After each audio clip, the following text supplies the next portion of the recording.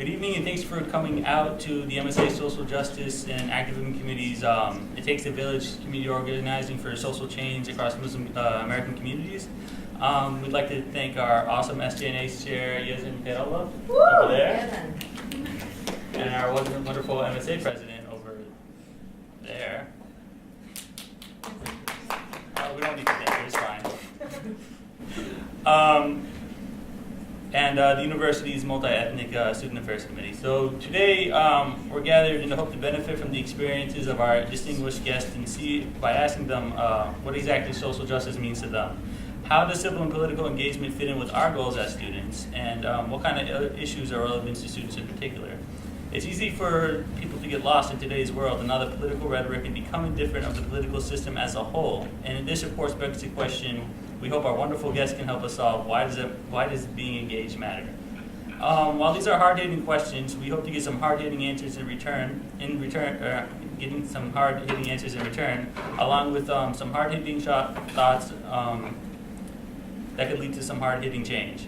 Although we'll be discussing a few issues that concern Muslims specifically, we all hope that the lessons learned from our speakers organizing Muslim communities will be relevant to the Muslim community here at Michigan that can be utilized here to make the community a better place for generations to come. So to start off, we're going to start off the event with Linda Sarsour, followed by Rashida Tlaib, who's actually doing a lot of social justice right now, and it's not here, but we'll be here soon. After both of our speakers have spoken, we'll do a Q&A session, so please hold all your questions till after.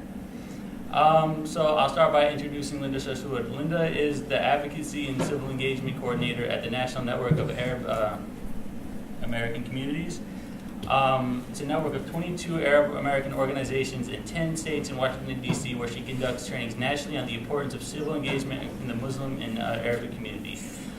She serves as the director of the Arab American Association of New York, which is a social agency serving the Arab community in New York City. She is a board member of the New York Immigration Coalition, which is a coalition of over 250 nonprofits agencies serving a diverse immigrant communities of New York. She has also led the most successful Get Out the Vote effort in the Arab American community in Brooklyn in 2008 elections with over 130 canvassers and 8,000 doors knocked. She was named the Poros New American Leaders Fellow. She was named an Extraordinary Woman by Brooklyn District Attorney Charles Hines and received the 2010 Brooklyn Do-Gooder Award from the Brooklyn Community Foundation. She's been featured on CNN, Al Jazeera, and a variety of other local, national, and international media forums, speaking on topics ranging from women's issues, Islam, domestic policy, and political discussions about the Middle East. She's a Palestinian, a Muslim American, a mother of three, and a pure New Yorker that was born and raised in Brooklyn. Linda Sarsour. So, Khalid had a lot of questions that he asked in the upfront in his presentation about what you guys wanted to get out of today. And I think that one of the things in our community is that we sometimes think it's all about us. And it's about what are our issues, that as if we have our own issues that other people don't have, as if what's happening to us never happened to anyone else before. So I really want to go outside of that and kind of explore that together in this room. I really want to have an opportunity not just for question and answer, but to really hear about experiences that you guys have had on campus, real life scenarios that we can talk about, and things that you guys want to do on campus moving forward. So this presentation is the key to our community becoming a successful community, for our community to become politically active, and for our community to raise our profile. We need to do the most fundamental thing, which is coalition building. And we will never win anything without coalition building. And it's very relevant to working on campus. And coalition building is not just about shaking some hands on campus or sponsoring an event together. So we'll talk more about what that means. This is just the general definition of coalition building.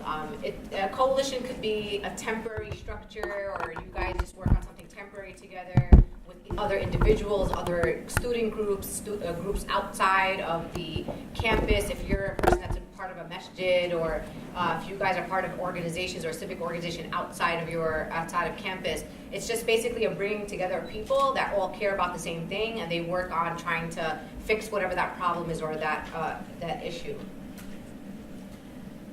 Before you even start coalition building, before you go out and say, okay, we're going to go talk to the Black Student Association, or the MSA is going to start working with Students for Justice in Palestine, or SAFE, whatever your version of Palestine solidarity groups are on campus, before you even leave your MSA, or before you leave your individual organization, and even before you as yourself start partnering with other people on projects, there's a couple of things you need to ask yourself first.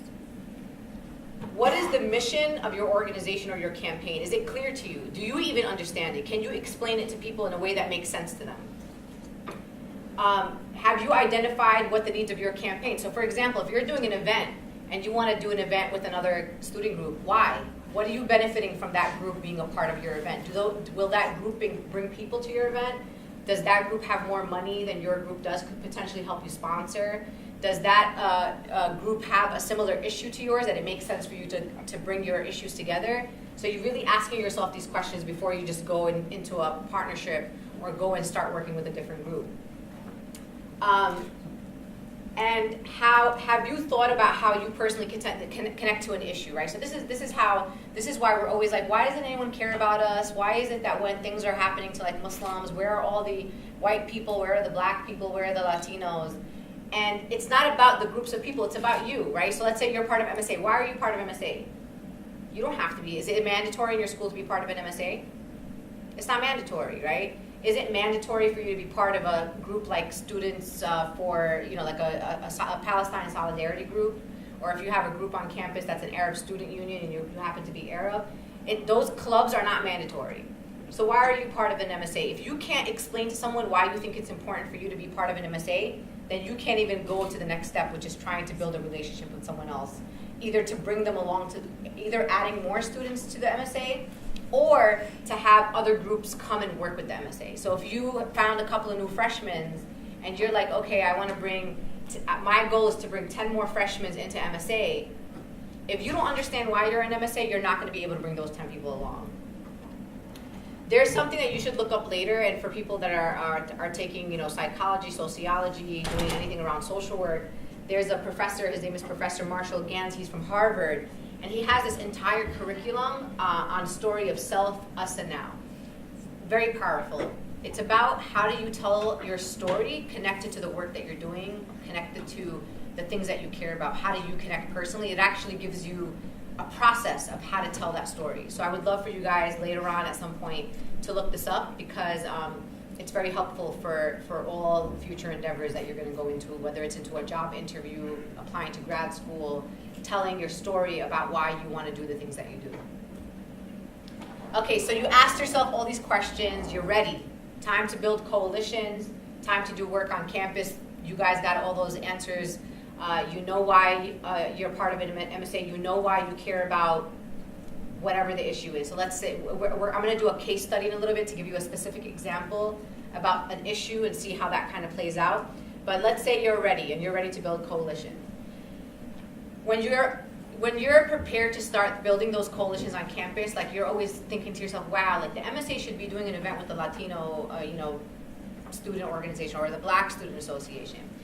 It requires investment of your time. If you don't have the time to do it, don't do it. Don't start it, right? So it requires for you to build personal relationship. It's not about MSA and Black Student Union. It's about Zainab and the head of the Black Student Union going out for coffee, meeting in the cafeteria, and having personal time to share stories and to think about how they can work together. So you have to be prepared to invest time in building those coalitions. When you're talking about an issue, let's say the issue on campus is something relevant on campus. Let's say you're doing a campaign to combat Islamophobia on campus, right? Let's say that's the issue. If your friends that you are in class with, or people that you hang out with in the cafeteria, people that you study with, people that you hang out with, during downtime, if those people don't care about your issues, how are you going to expect someone that's not that connected to you to care? So you need to start with your friends, start with members of MSA, start with other groups that you already work with. And that brings credibility to your cause because people are like, oh, of course, well, the whole MSA is down. She got her whole MSA down, so that must be a real issue for that group because she or he or this group, they're all on the same page when it comes to this issue. And then you got to be consistent and persistent. I'm going to be honest. Our community, we are not consistent and we are not persistent. We are like a fly-by-night. We're reactionary. Like something goes down on our campus. Let's say, for example, I'll give an example. At Pace University in New York, there was an incident where a couple of years ago, maybe like 7 years ago, where this stupid kid took a Quran and he basically flushed it down the toilet, or he put it in the toilet, right? Somebody found it, and that was the issue on campus. There was a rally, there was a letter to the head of the Pace University, probably 3 days worth of people making us big stink about it, and then it's it was over, done. Assalamu alaikum, everybody went home. Nothing happened after that. What could have happened is that we were persistent and consistent. They could have had a whole educational campaign on campus around Islam, right? They could have had educational forums. They could have given out free, had a table that was free information about Islam. They could have went to other organizations and got free pamphlets that they could have put out in their MSA or in the cafeteria or whatever. Nothing.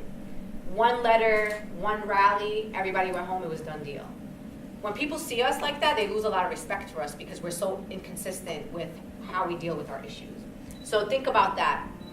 Also, in your own MSA, right? If you want to bring more membership to your MSA, is there a place where students can go look up calendar of events? So somebody can go on a particular location, whether it's on a school website or you guys have got your own kind of network where people can, on your Facebook page, where people can say, okay, I want to know what's going on in the MSA this week, and then they go there and there it is. Wednesday, this is happening. Thursday, this is happening. A place where people can see that you guys are looking ahead, that it's not just about today or this one event or the next event that's going to happen, 3 months from now. So allowing people to see that you guys have, that you're looking at your organization long term, right? And that you also have tangible goals and outcomes, right? Like there should be, one thing I'm really impressed with is that I heard that this event was not only is it the MSA, but it's the Social Justice Committee of the MSA, which makes me assume that there is a structure, that there's different committees within the MSA that work on different things. That's already a step farther than hundreds of MSAs in this country, right? So that's that thinking about structure and playing off of people's interests. Not everybody's interested in social justice. You can't force every Muslim student to care about social justice. There might be some students who are interested in academics, research, some kids that are interested in community service only. So the fact that you guys are already at that point where you have specific committees is for me personally quite impressive. Whether you're working on a coalition within your school with other student groups, or there might be kids in your school who are not part of any group, but are interested in whatever the issue is that you're working on. So coalitions could be made up of individuals or just activists or just people that are interested in working with your group. Now, as an organization, you choose who your allies are. So this is just a list of, this is a presentation on coalition building. It's about whatever makes sense for your coalition, for your MSA, for your student groups, right? It could be other groups on campus who are faith groups, right? So there might be Christian groups or different denominations of Christian associations. There might be some Jewish organizations that you might want to partner with. Other, obviously, student groups.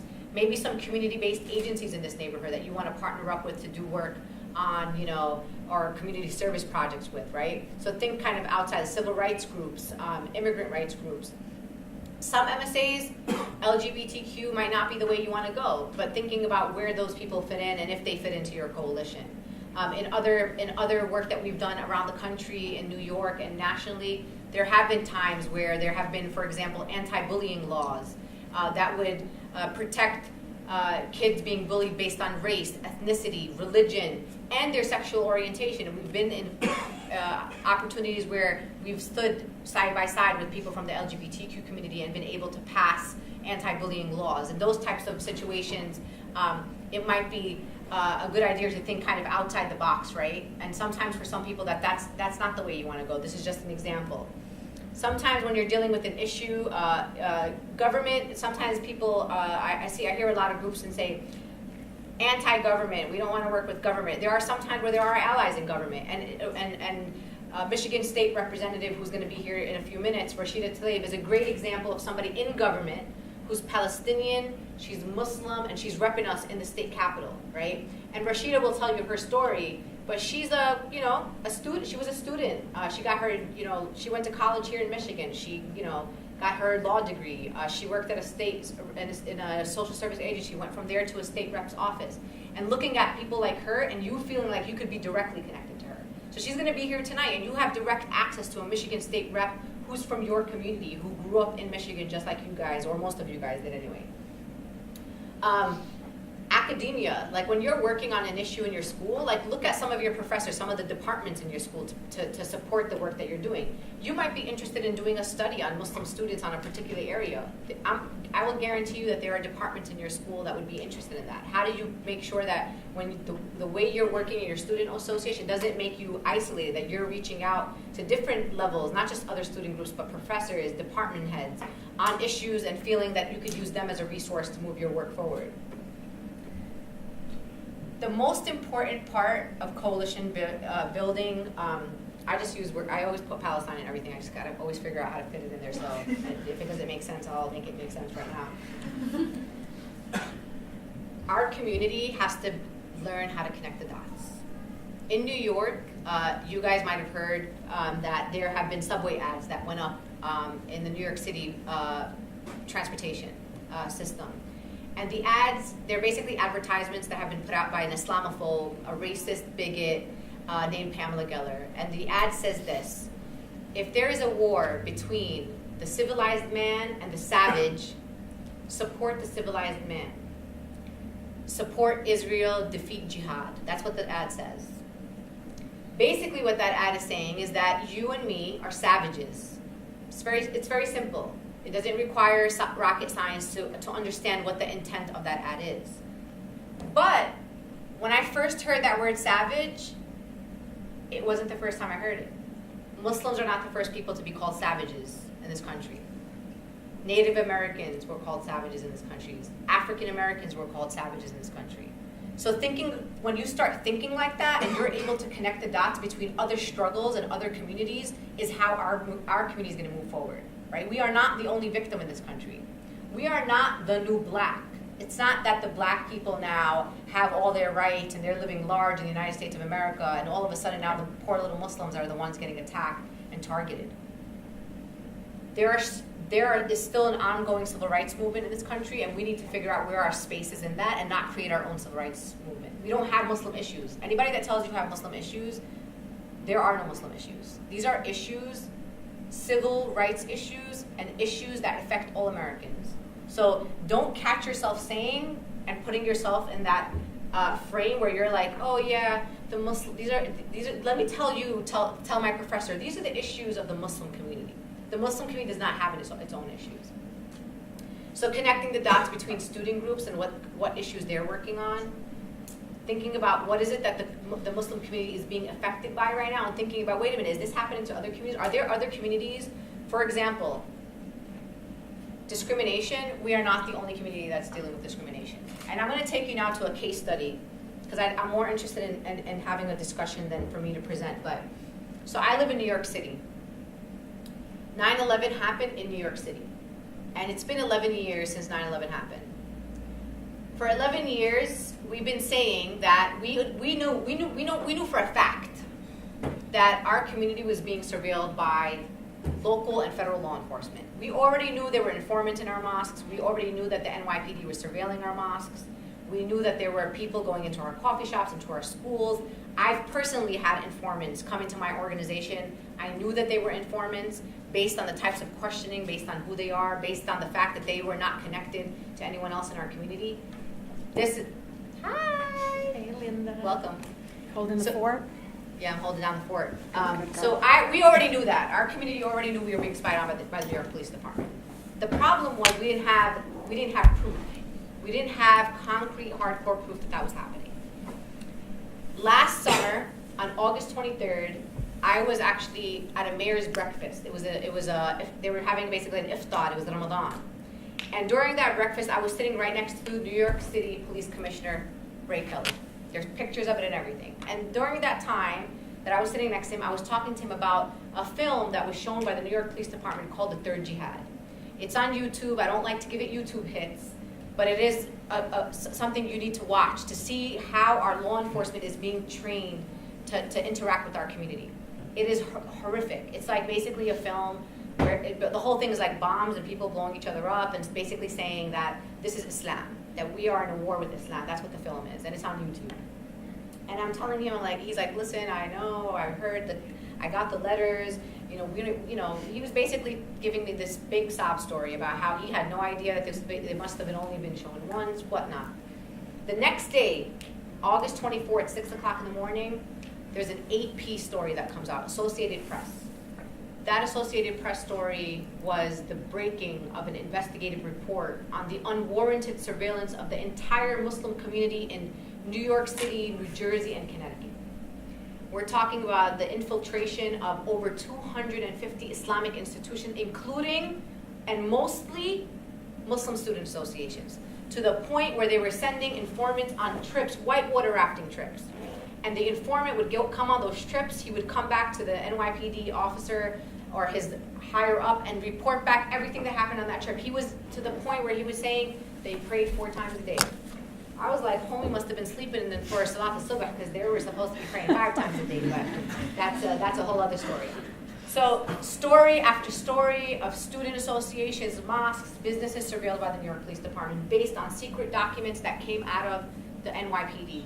The AP reports are based on documents that were given, somebody on the inside basically was giving documents to the AP, and that's how the AP based their stories. Now what? Right? Now we have these AP stories, we have all the documentation, we have all the secret documents, we saw our own names in them, we saw the names of our organizations, the names of our masajid in there. What do we do now? Right? It was like, we were shocked. We weren't prepared. We started thinking, who are our friends right now? Who are the people that are going to stand with us? Those are the kind of questions we started asking ourselves. And I want you to think about this. This is a case study that's about something specific. But think about it. If something happens on campus, on your campus, right? If someone's attacked on your campus, if someone desecrates a Quran on your campus, are you prepared for that? Are you ready? These are the kind of questions I want you to think in big picture. We started thinking, who are our current allies? Who in our community is focused on law enforcement accountability? No one in our community was doing law enforcement accountability except for one organization. CARE New York.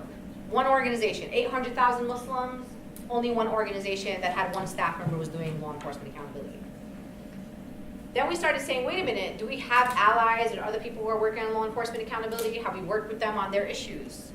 In New York City, there was a report that just came out by the New York Civil Liberties Union that said that in 2011, the NYPD stopped and frisked more young Black and Latino kids than we even have in New York City, which means that some of them were stopped multiple times. So 785,000 stops of Blacks and Latinos in New York City for no reason, just basically coming out of the train station, just being stopped and frisked by the New York Police Department. And then we started saying, where do we start? What does our community do? We met internally as a community. The other thing about our community also that I really want you guys to really think about, and I'm very happy to see that there's diversity within this room, but I also see a lack of diversity. There is diversity, but I also see people missing, right? The Muslim community is so diverse. We got Black Muslims, Arabs, South Asians, East Asians, converts. You name it, we got it in our community. Are we engaging all these people? Do these people look at the MSA and say, I see myself in those people? Those people look like me. I feel comfortable among them. What can you do to make sure that that environment exists? And are we working together? That wasn't happening in New York.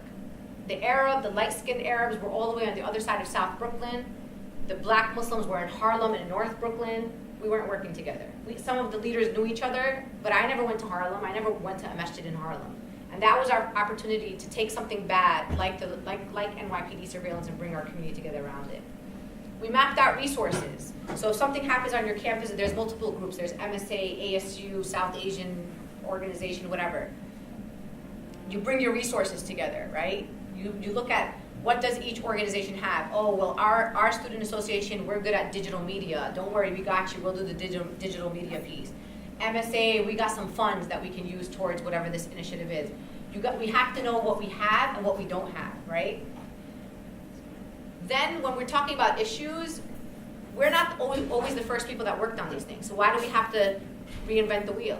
right? So on law enforcement accountability, there were already people that have been doing police brutality work since the days of Amadou Diallo in the 90s, right? Why weren't we working with them? When was the last time we went out? Sean Bell, if you guys remember, there was a story of a groom who went out for his bachelor party and was shot 30 times by the police department in his back. Were we there for Sean Bell's family when every other community came out for Sean Bell? So we started thinking about what work already existed and what did we do already for them? By the way, not much. And how could we start working with them?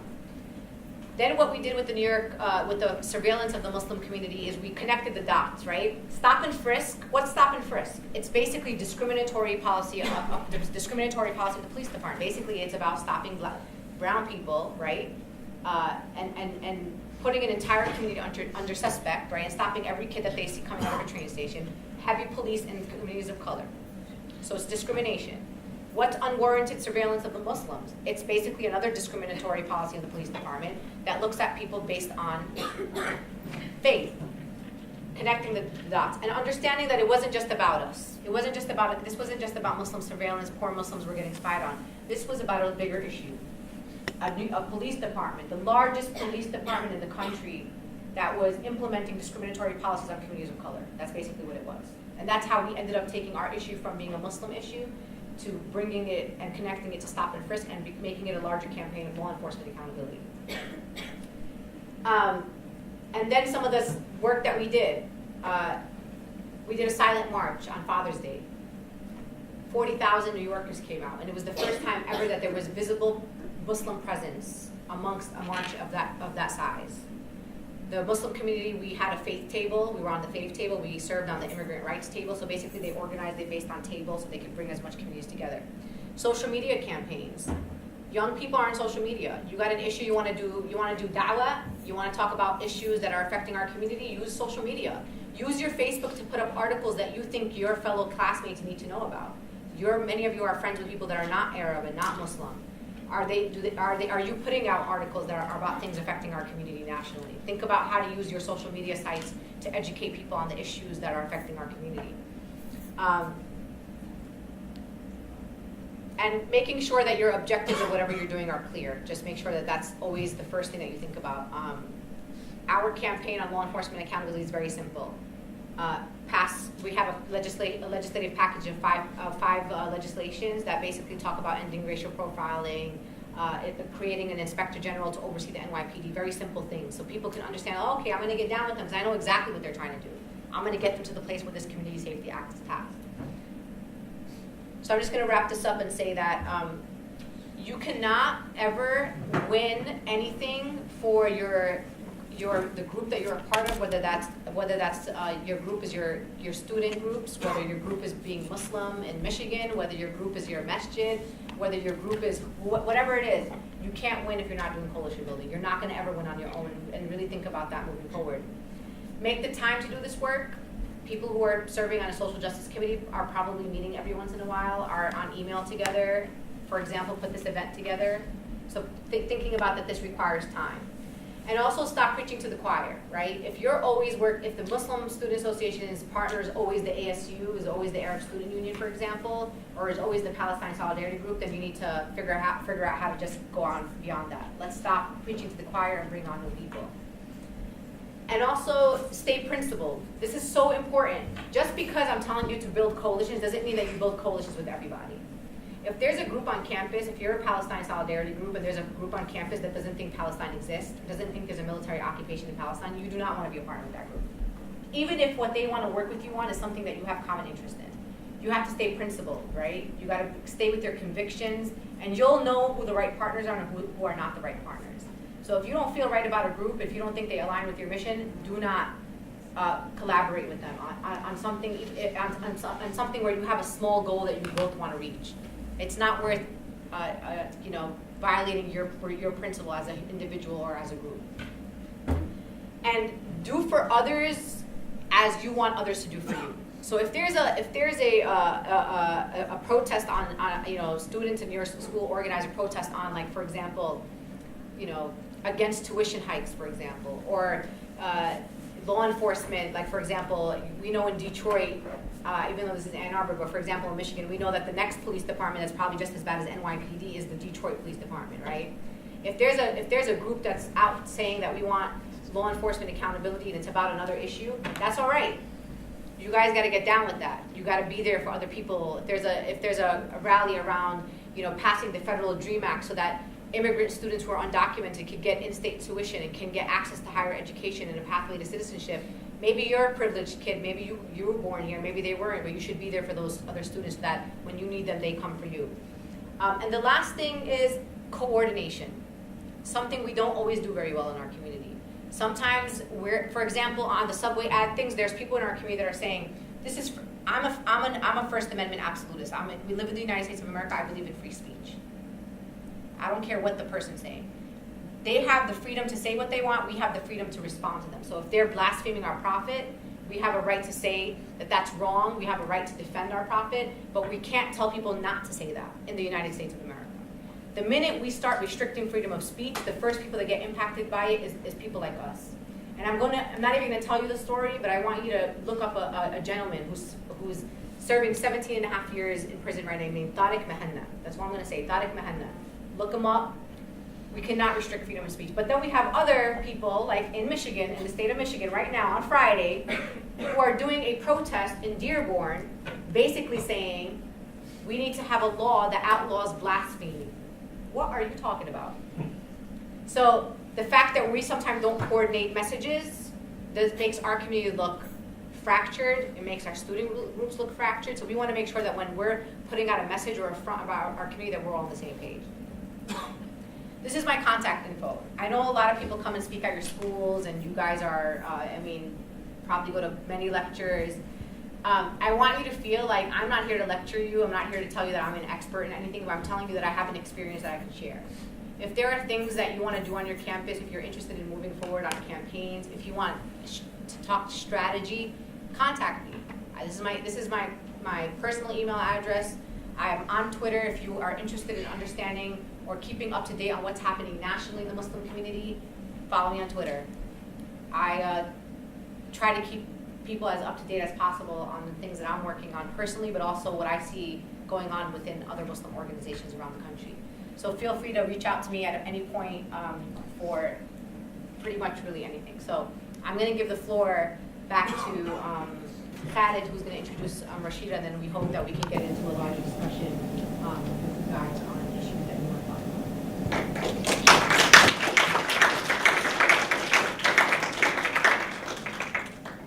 So our next speaker, Rashida Tlaib, is the daughter of Palestinian immigrants. She became the first woman in history to win a seat on the Michigan State House of Representatives in the 12th District of Detroit. She's grew up in Detroit as a product of Detroit Public Schools, and has been credited with a large degree of change in the community.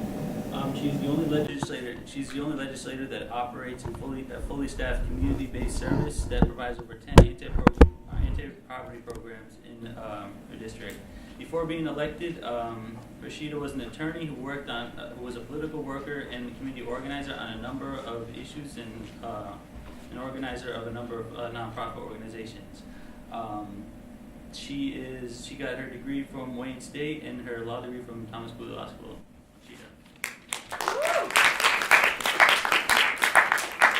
I don't know if you can hear me okay, but I didn't know we were doing PowerPoint presentations, Linda.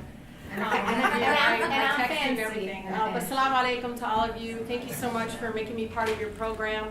I'm going to tell you a little bit about my background and how I got into politics or public service.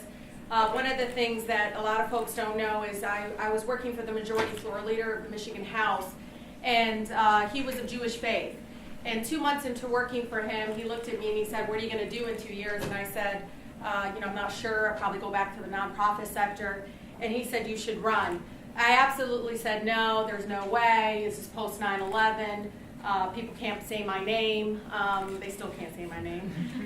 But it was a very, very difficult decision to make. But, especially as a woman, not even a Muslim, but just a woman, we're constantly looking for permission to be kind of in leadership positions like this.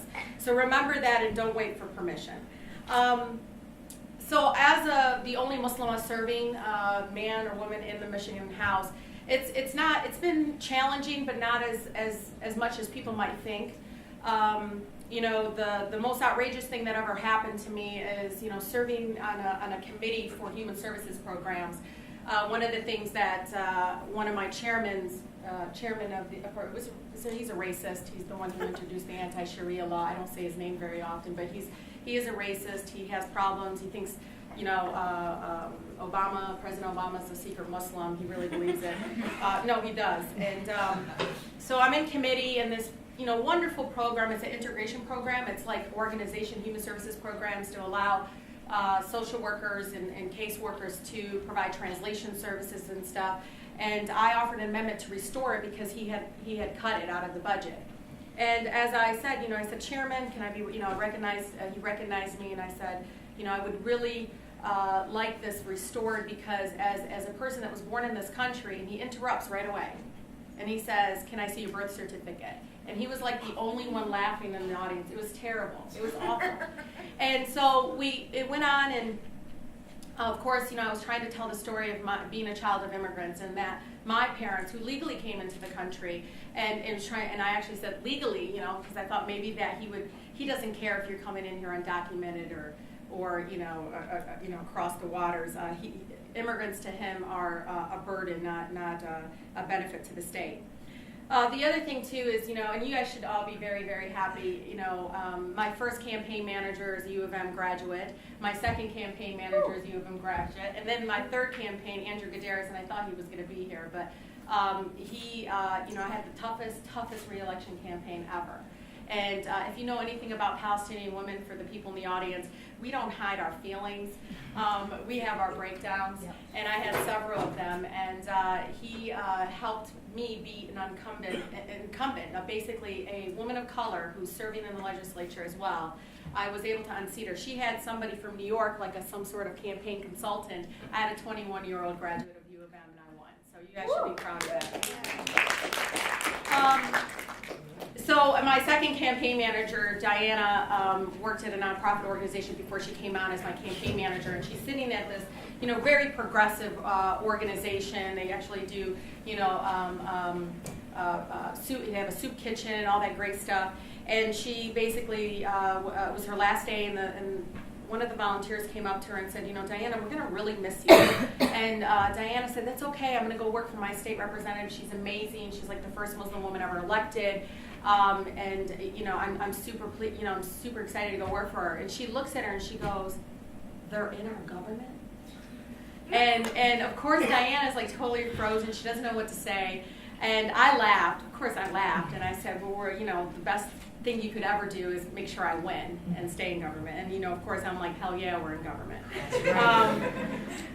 The other thing, too, is, of course, I get all the kinds of hate mails and different things. I've never really truly been scared, other than the one that said, you know, a good Muslim is a dead one. That one got referred to the FBI. But I try to stay away from the mail myself, and my staff try not to give me any kind of mail, because there are very, very hateful mail that primarily come from the UP to my office. But I am also very proud, because in 2008 I was appointed as the Muslim Vote Director for the state of Michigan for the presidential campaign. And it was super exciting because I got to meet Muslims all over the state. You know, the Bosnian Muslims in the Grand Rapids who, you know, were building this mosque, and I'm sitting there, and they had this huge rally, and they just was like screaming Obama's name, and I you know, I just finally said, you know, it was so easy to get you guys on board. I mean, they said he's a Democrat, and I said yes, you know. So I mean, Muslims sometimes don't always look at the parties, right? And they said, well, Clinton, who was a Democrat, freed us, and that's why we're going to continue to support a Democrat. And I'm like, that's good. Then, you know, I got to meet all kinds of people. One of the amazing things, I always had this stereotype in the back of my mind, because growing up in Detroit, I didn't grow up with a lot of Muslims, but I started after college, started working at Access in Dearborn, and really got exposed to, you know, growing up Muslim in Michigan feeling. And it was wonderful to hear people not just talk about foreign relations issues. You know, growing up in a Palestinian household, it was always about Jerusalem. It was always about Palestine. And it was important. And trust me, I've been brainwashed. I understand we need a free Palestine. Of course. Yes. But at the same time, there was other issues that were important to me, right? but it was over the state. It was wonderful to hear people talk about the economy, talk about education. People's children, especially Muslim families' children, they're so important to them, their family, and making sure they have access to those opportunities.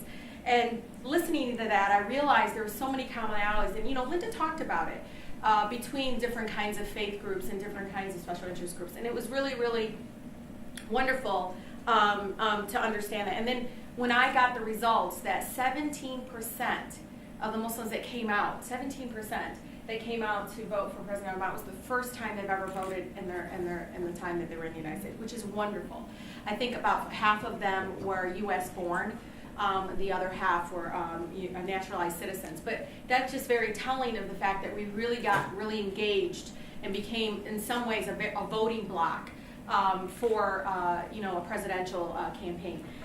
So, we're here to talk about civic engagement and everything. I came from the National Democratic Convention really, really empowered. I went to all of the women sessions, you should run session. By the time you come out, you're like telling every woman you see, you should run, and it was great. And you should all run, by the way. And one of the things that, somebody said that Madeleine Albright always says is that you should participate. If you don't, you're leaving it up to the people that are now. And if you think about it, you have to really, really participate in the process, not just voting, you guys. Writing letters to the newspapers about issues. Using the social medias, all those things. Just there's those moments where you're sitting there and you're reading something that just really bugs you. It may not be maybe non-Muslim related or whatever, and it really bugs you. You should respond. You should do something about it. It shouldn't just be about things that only stereotypically relate to our community. One of the things I learned early on as a community organizer is about working your block. And when I heard the head of NAACP in Michigan, Wendell Anthony, say it, I thought he meant like actually go door knocking. But no, that's not what he meant. He meant working your block, your family, your cousins, your network of folks. And I didn't fully understand it until I started doing exactly what he said, which is get your brothers and sisters out, your parents, your grandparents, your aunts, your cousins, all of those people. And when I did it, because I'm the eldest of 14, for those that don't know, so I have a voting block in my family. That's right. And yes, and I work Swing voters. That's right, swing voters. I know. I think a couple of them didn't vote for me actually. So one of the things that I did is I did a slate. Like I literally downloaded and got a absentee ballot, a copied or something like that. And then I filled it in, made sure, because one of the things that you notice with our parents and some of our folks is they'll just do like a straight ticket. They won't touch the ballot measures. They won't touch the Supreme Court justice seats under that, which are so important. And so I did that. I took a ballot, got it from somebody who had absentee, copied it, filled it all out, and literally picked up my brothers and their sisters, their husbands, their wives, whoever it was, got them in the car. And I remember one time Rashid was like in his pajamas still. And I was like, get in the car because I got to be, and he literally getting in the car. And he did. He went and voted. And this is before he was actually very engaged. You notice now you can't stop the kid from voting anymore. But you have to really, really work your block, and that because those are the people that trust you the more. They're the easy wins. Can you imagine being able to be responsible to getting 20 people out to vote? It's phenomenal. I remember the day, the 2008 when I first ran. There was Hajjaba coming in. She's Palestinian, I think. And she had never voted. She became a citizen years ago. And she came up to the polling site. And she walked in, and if this is not motivating enough, she walked in and she kept saying to the poll worker, because the poll worker was a resident and told me about it, that she came in, she's like, where's Rashida? Because she was illiterate. And she just circled my name and walked out.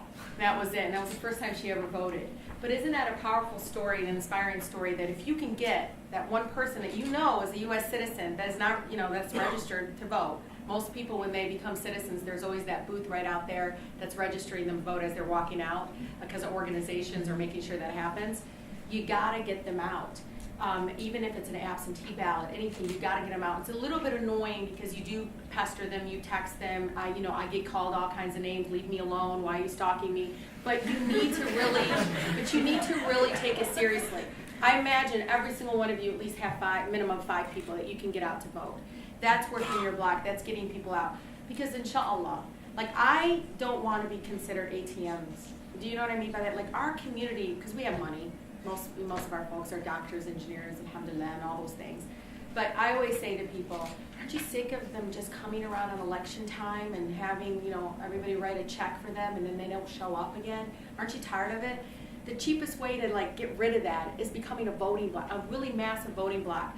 Like, I, you know, represent a huge Latino community, and I love that everybody, you saw it at the DNC and you saw it at the Republican National Convention.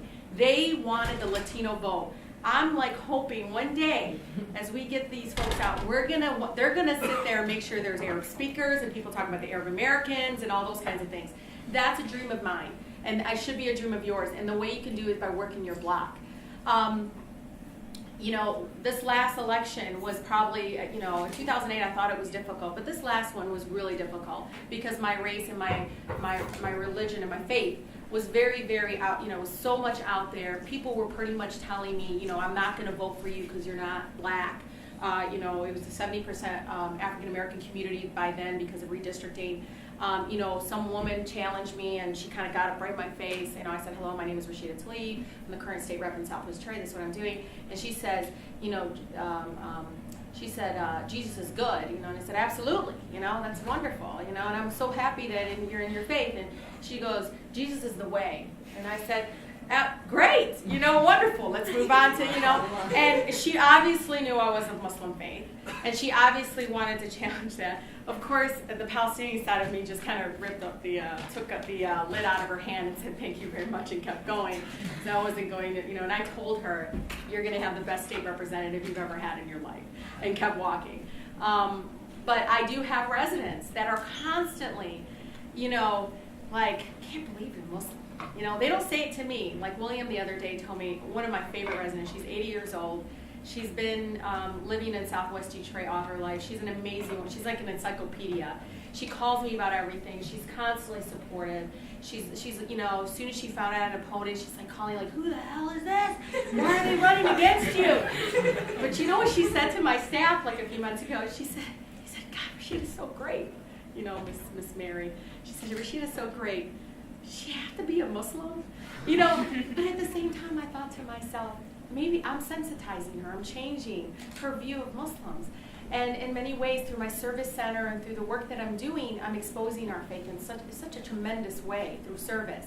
I love it when I see stuff on Facebook of us doing stuff in soup kitchens and us doing stuff in the community. It's so important. Like, I want to go by a cleanup in Detroit and see Muslims all over the place cleaning up the neighborhood and everything. It's wonderful for my neighbors and people I grew up with to see that. And you have to think about those kinds of things and do it in a very sincere, genuine way. Don't just like do it just, you know, to do it, but do it because, again, it's in many ways, it's, you know, it's part of our duty to expose Islam in that way, you know, that we're compassionate and that we're peaceful. But you know, I'm having a time of my life most of the time. You know, I got a button for you actually over there. It says, you know, it says something about women women that don't behave are the ones who make history, you know. And so I keep that in my mind all the time. Yeah, you heard that? Yeah, you heard that. Women Yeah. who don't So behave. I brought it extra. Yeah, just for you to wear it. So Just she's for her? Yeah. Are you trying to say I don't behave? Yeah. But I just want, you know, and I know there's some of our Muslim brothers here, but for my sisters, there are so many opportunities for us to really get involved and, you know, run for office. I love that, you know, Jacqueline El Said is like a school board member in West Bloomfield. I love the fact that there's school board members, people running for school board and other things, but I want people to run for city council. I want people to run for state assembly in New York. She doesn't even hear me. Somebody to run for an assembly in New York would be wonderful. City council. Why city council? You can go higher than that. Anyways, so I just think that we could be doing so many things, and in many ways for our and because of our faith and everything. But I'm really thrilled to be in here, and I'm looking forward to hearing anybody's questions. And thank you so much for having me.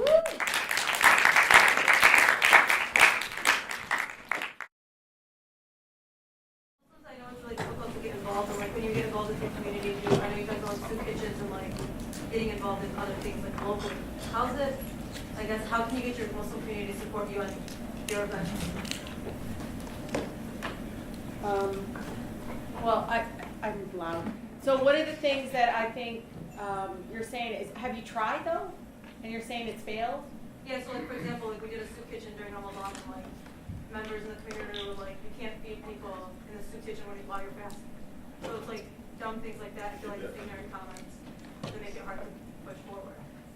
Well, I think you have to just fight back and find people that will actually do it. And the way maybe you message it is that, it's Ramadan, these are the kinds of things you're supposed to be kind of doing during Ramadan. So, I don't know. I mean, Linda, if you have any other, but I don't know. As a community organizer, I think I tend to be a little bit more bullyish and making people do what I want.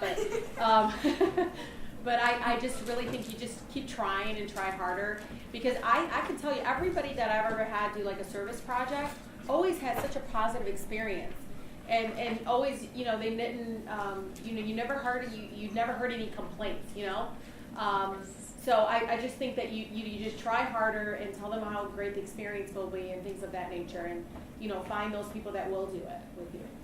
I also recommend that sometimes in the Muslim community, we always want to do like Muslim community service projects. So the Muslims want to buy the food, and we want to do it somewhere that's like I've seen like a couple of recent organizations do that, like nationally. There are already plenty of soup kitchens that already exist, that are being run by Christian groups, Black groups, all different denominations of people. Some of them are non-denominational. They're just a soup kitchen that are not like connected to a faith organization. And imagine that you coming in and saying, next Saturday I'm going to bring 10, of my friends, and I'm going to go to those soup kitchens. So support is something that already happens. You bring 10 people, they do it. They're like, yo, that was great. Like, I got to talk to people. I got to help people that were less fortunate than myself. Next time, I guarantee you'll get 15 people and 20 people. And then people will realize that, wait a minute, like, this is good. Like, what else can we do? Like, people start wanting to do more stuff. So instead of starting somewhere where you need our community support, go do it where it already exists. Go to places that already exist. And there's plenty of opportunities, like if you connect with Access and other Muslim Family Service and other organizations in Michigan, I'm sure they're connected to other like soup kitchen type organizations. Senior centers, like also the soup kitchen thing idea is great, but there's a lot of other opportunities. Senior centers, they're always looking for people to come and volunteer. Senior centers, community gardening projects, park cleanups, things like that, and those opportunities are available. And just go to where you don't need resources. All they need is human beings, which you obviously are, and can bring on other people to come along.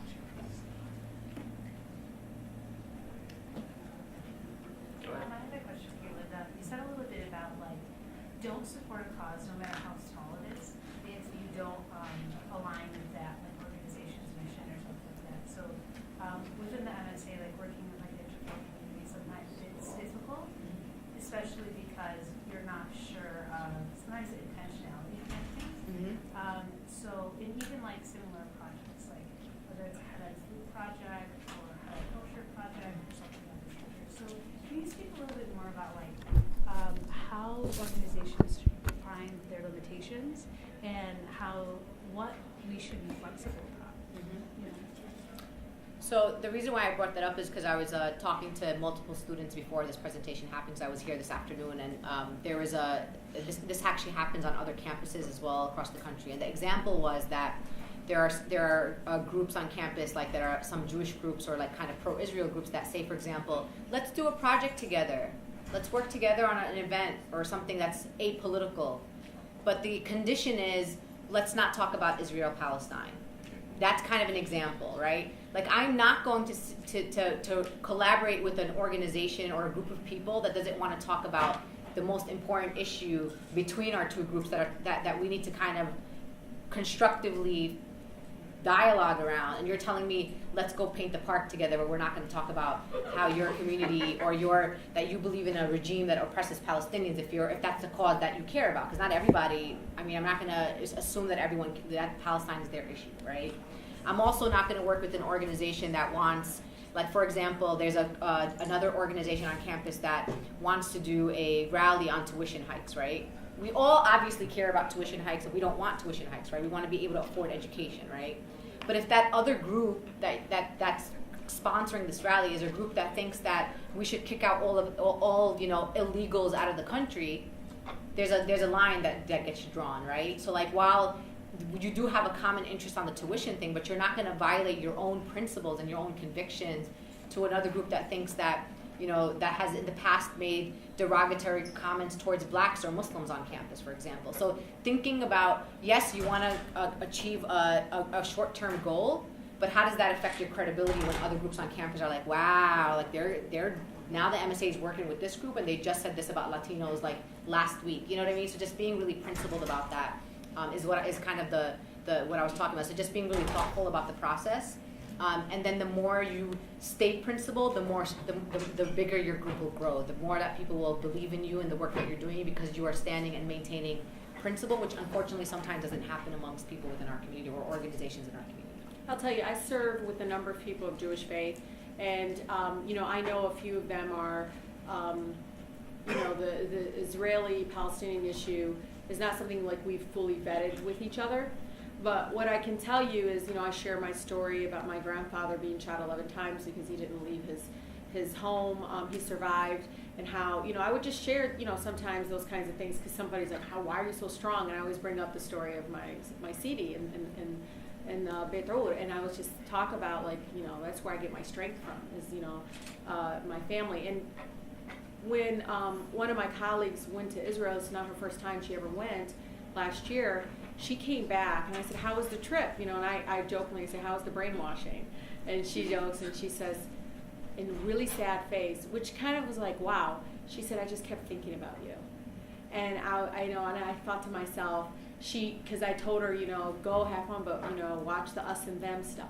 You're going to hear the us and them all the time. Just beware of that and everything. But in a very, just a direct way, same thing with me understanding some of the other issues that are going on. But I just wanted to share with that because even though we do all these great things, we do a lot of stuff around women's issues, she and I, a lot. And I support her so much, even in her re-election coming up. I go do a door knock with her. I help her out a lot. And, she actually co-sponsored like a luncheon, actually Muslim Day with me, and it was a huge deal. She actually got bashed through blogs and things like that because she was a co-sponsor. But, I just think that opens up doors to sensitize it. It's not going to probably fix the issue or your disagreements, but at the same time, I feel like people are not going to be as aggressive on those issues as they were before. So you both work in really male-dominated spaces, oh, right? Yeah, like men's clubs. And I think Linda and I had a conversation earlier. How do you assert yourself in a way so your voice isn't silenced in those types of situations? I know. I think you and I are a little bit different. I mean, we're a little bit just outspoken and a little courageous than usual. But yeah, you can answer. When I started, I'm going to tell you the first thing that ever happened to me is when I started doing this work. I was 21 years old, so I was literally, generally speaking, I was your age. And I went to my board chair of my organization would always say every 2 weeks, every other week on a Tuesday night there was a meeting, and it was like a community leader meeting. So one day I said, can I come to that meeting? And my board chair said, he was kind of like, he didn't want to say no, but he kind of was like, it's basically what he was telling me wasn't necessary for me to go to that meeting. So when I said to him, can I come? He eventually was like, okay. So I went to the meeting. It was at the masjid. So I walk into the masjid, I take my shoes off, and I even, had a longer shirt on. I try to be, conservative and stuff, had a nice little outfit on. And when I walked into the masjid, there was a table, and there was like 14 guys there. And what I saw happen was the imam of the masjid got up in my board chair in the corner, and they're whispering in the corner, and it looked really tense, like a really tense conversation.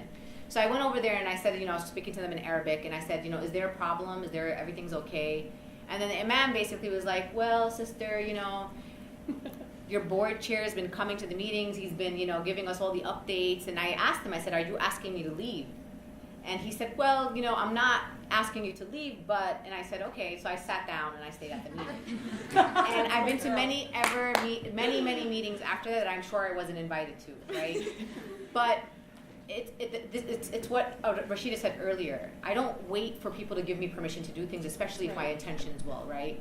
And when we look at across the country, you go from masjid to masjid, from Arab American organization to Muslim organization. There are good examples. Very few of these organizations have female leadership, right? If I would scope out all the Muslim organizations nationally to you, and I can go from across the board, from ISNA to ICNA to CARE to MPAC, from the people on the top, the directors of those organizations at this point today are all men. And all men probably in their 50s, right?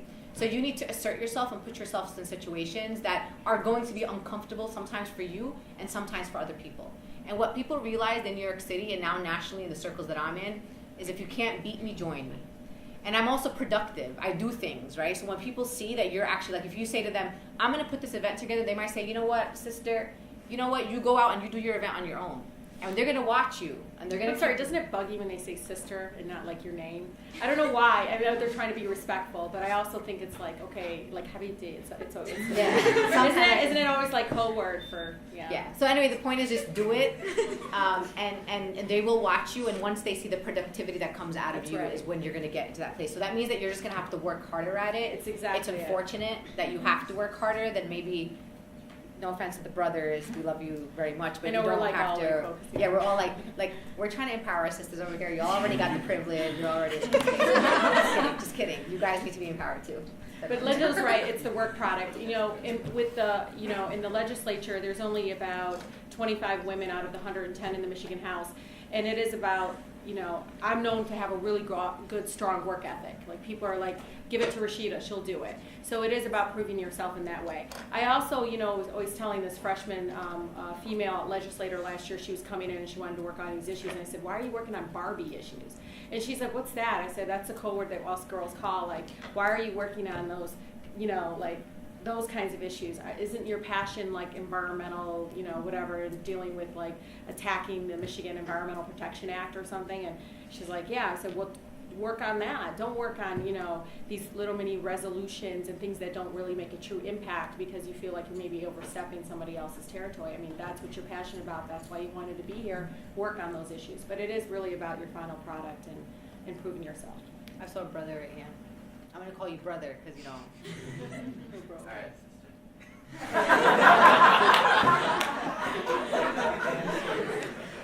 Alright, so basically, before this, when we were trying to organize this, we were kind of talking about what topics we wanted to bring up with you guys speaking. And a few brothers, they were saying, they were talking about how there's a bit of a generational gap between their parents and them, and how there are a few issues that their concerns are different from what their parents' concerns are. So I'm asking you as like an Arab Muslim American, and you too, Rashida, because you're both Arab Muslim Americans. Basically, how do you guys think do you think that the new generation's concerns in politics and in America are different from the old generations, and how do you guys see a Muslim American identity starting to form? it's not only Arab Muslim Americans. Let's go to the other side of the world just for a little bit. The Arab Spring, right? If you watch Tahrir Square, we lived virtually for many months in Tahrir Square with the Egyptian community. We watched revolutions in Yemen, right? We're watching Syria right now. A lot of the initiation, the work that's happening in the Arab Spring are by people that are in our age group. It's us, right? So it's not even just an American issue. It's an issue across the world that there's an intergenerational gap between what we feel are the priorities and what our parents think are the priorities. The other issue also is that the point here is you don't have to agree with your parents on what the issues are. That's the other thing. Is it's always about we always want to find that common ground. We want to make sure that our parents agree. Sometimes we're not going to agree with our parents, and as long as what we're doing is going to be productive and for the betterment of our community and our society, your parents will end up realizing later, you prioritizing an end to tuition hikes, for example, which is an issue that I hear across the country from students, right? That they just can't afford school and the books and all these things. For your parents, it might be Palestine. They want a free Palestine. And I'm like Rashida, I'm all about free Palestine. We want a free Palestine, free Kashmir, and make Pakistan the best democracy in the Muslim world. But at the same time, we got to fix ourselves here. And I keep explaining this, and my father just recently got to this point. I said, you know why we don't have free Palestine? You really want to know why? You know why Kashmir is still occupied? Because we haven't, it's the United States foreign policy that is the problem here. And if we can't fix our issues here, if we can't make sure that everyone in our community has affordable housing, if not everyone in our community has access to food and access to health care, who the heck do we think we are, that we're going to fix Palestine and bring back Palestine, right? When we have poverty within our own community, and you can look just within. If you go to Michigan, I'm from New York, and this is in New York. If you go from Dearborn to Hamtramck, do you see the difference in neighborhoods and the difference, the economic, just the physical structure of those neighborhoods? And those are our own. That's our own community. That's our own Muslim sisters and brothers. The fancy schmancy masajid to the storefront masajid that are barely able to keep their windows uncracked. You know what I mean? So let's fix our community here. Let's prioritize here and explain to our parents that one day, inshallah, we will go back to Palestine. But right now, we live in the United States of America, and you care about your community here. And the issue also with our community is not that you have only a gap between you and your parents. When I started in the community, I was 21 years old. My board chair, he was like 60. What happened to those 30, 40, 50-year-olds? Like, do you notice that there are not a lot of 35-year-old, 40-year-old activists? There's like a very small portion of those. They don't exist. So we got to make sure. I said very few. Dude, I was just thinking I'm 36. I don't understand. That's why I said very few. Two right here. Dawood Walid and Rashida. And maybe a couple of more. But I think it's that you guys got to make sure that you build the MSA. Like think what you have influence over. Build the structure of the MSA so that when you guys graduate, your structure is so strong and is so institutionalized that the freshmen and the sophomores get to take your project, your institution, and keep building and building. One last point I want to make about the way we organize in our community, it's based on individuals and personalities, right? So we have organizations that there's one guy that runs it for 40 years and then he dies, and then the organization dies with him, right? An MSA that's run by a really strong person that has access to all the information, that person graduates, goes to grad school, and then nobody knows what the hell's going on in the MSA because that person had all the information. So you guys are the next generation of institutionalizing the work in our community, and that's gonna solve the next generational gap. Right now that gap that we have is there. We can't do nothing about it. But you want to make sure that you're not part of the problem of creating the next generational gap. And I don't think that's happening because I already see a lot of intergenerational work happening between my generation, Rashida's generation, and your generation. So I already see that that's already happening. But it's up to you guys. I can't do nothing about the next generation after you. They're not going to listen to me. They're going to listen to you. So you want to make sure that you're creating that space too. And I'm just going to really simplify it. I mean, all of you, I've never really truly had a conversation with my mother until like I was an adulthood, after I was married. Just have a conversation with your parents about issues that are important to you. You'd be very surprised that it'll be beyond foreign relation issues. There will be issues that that you could discuss. You might just assume that those only issues that they think about is Palestine or Pakistan or whatever. But if you just have that conversation with your parents, you'd be very surprised that there are a number of other issues that are important to them. And I think we're just filling in this stereotype that there is a generation gap, of issues that are. I don't think so. I think there's a lot of common issues, but we don't really talk to our parents. So. Just wanted to comment about that.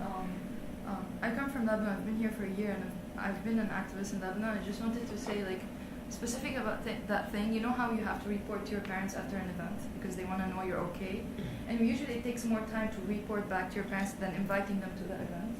And I did Nasawiya work, which is a feminist organization in Lebanon, where we used to do a lot of things, and one of them was Take Back the Night. So we had to march at night, and she freaked out because of the space where we wanted to march.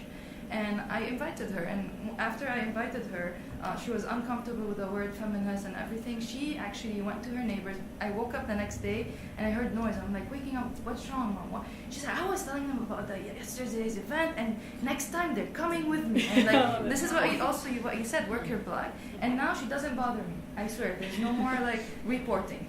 She'd be like, hey, when your next event? I want to come. Like it's amazing. And I came here, she's still going with Nasawiya. So this is one way to invite them. We kind of create this separation and invite them to events that maybe they should have been here, for example, and something. So That's a great we can point. do it. Yeah. Woo! Yeah. It's so cute. Any other questions? I was hoping you guys would address the fear among Muslims to become politically active, and especially to speak out about some issues like Islamophobia and a lot of like political policies we really are heavy on our mind. So like I think especially you were talking about the NYPD surveillancing, kind of like what can you speak about that and how students can combat that? So when we found out that the NYPD was surveilling the MSAs, or even when the MSAs found out about that, there were MSAs that suffered, which meant that they had decreased attendance from students. They were so cautious about what types of events they wanted to figure everything. They wanted to like be really careful about how they frame things. And one of the big discussions is we did an MSA conference where we invited MSAs from across New York City and the leadership of those MSAs, and we had a big conversation. And let's take someone like me, for example, right? I'm a woman, right? I'm a woman of color, regardless of how white my skin is. I'm a woman of color right now in this country. I'm wearing hijab and I'm Muslim, right? And I'm also Arab. What's happening in our country right now is there's this idea of the criminalization of dissent. The fact that speaking up in this country is almost a crime within itself. And if we allow that to permeate within this generation, if you look at all the movements in this country, the women's rights movement, the environmental justice movement, these movements happened, many of them, or a lot of the work happened on college campuses. So if we lose that piece right there, our community is never going to progress, and we're never going to get to a better place. The other thing is also there has to be, what I'm going to say, and might not be a good word for Muslims to use, but I'm going to use it anyway. There got to be some people in our community that are going to be the martyrs. There got to be some people in our community that are going to take the initiative and be willing to put themselves out there to speak up on behalf of our community. And sometimes that person has to be you. And we live in the United States of America, and we do have freedom of speech, and we need to use it. And we and people say, but I'm worried that people are going to call me a terrorist or a radical. Who here idolizes Martin Luther King and Malcolm X? Malcolm X and Martin Luther King were called radicals. If being a radical means that I'm going to be like Martin Luther King and Malcolm X, you know what? I'm a radical and I'm proud of it, and I want to be a radical, and I want people, and I'm going to reclaim that language also. So there's a lot of language that's being reclaimed by our opposition, and we need to take it back. There's nothing wrong with being a radical. With someone that challenges ideas, challenges systems, is what we're trying to do here. So think about that. And then you have to just be brave and be courageous. And you also have to be Muslim. This is what our faith tells us. Our faith tells us to stand up against injustice regardless of who it's against. So when you are doing this work, you're being a Muslim. That's exactly what you're doing. You're fulfilling your obligations, the obligations of your faith. You are following you're following in the path of the Prophet. I mean, what's better than that? What more do you want than saying that I'm going to be like our beloved Prophet? So think about it. If you're a person that's connected to faith, you can think about it from a faith perspective. If you're not a person connected to faith, then just think about it being a human, right? And being brave and being courageous and looking at people in other movements. Harriet Tubman, people that sacrificed their lives for us to be here today. Women who sacrificed for us to vote. African Americans that sacrifice so that we can have the luxuries that some of us are benefiting from right now. So just think about that in a larger context, and think about it also as a faith obligation and how you do your work. Fear is part of our lives, whatever aspect, right? We're scared of a lot, On top of that, Muslims we're conspiracy theorists, right? Come on. I mean, I think I've heard every conspiracy theory come out of my parents. They think the house is bugged. They think cell phone companies have some sort of conspiracy where the phones start messing around because they want you to get the upgrade. I mean, you hear everything, and then my mom, it would click, the phone would click, and she said, "Oh, that's hi, President Obama." She does things like that because naturally it tends. I don't care what part of the country your family comes from, your ancestors. Muslims tend to be conspiracy theorists. And but then there's those folks that they're going to be stages in their life that they're not able to combat that fear to stand up, and they're going to go through phases, and it's to wait for that one person that's going to speak up, and it will just organically evolve, and it will happen. You can't push them, or you can't push it. It can't happen, but you can find that one or three or four other person that's going to be the more vocal one and more out there that then trickles down to the next person. It's like, okay, she could do it, I could do it, So, and again, it organically happens. You just have to be a little bit more patient, and